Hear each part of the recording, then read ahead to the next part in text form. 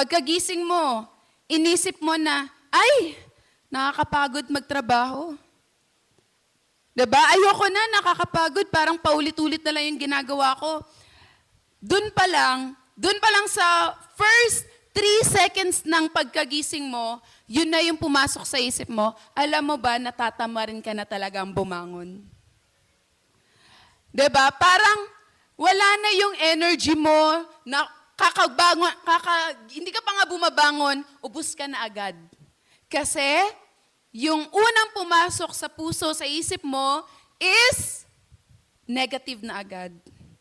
Kaya parang wala ka na agad ganang bumangon. Sabi nga sa kape, para kanino ka bumabangon.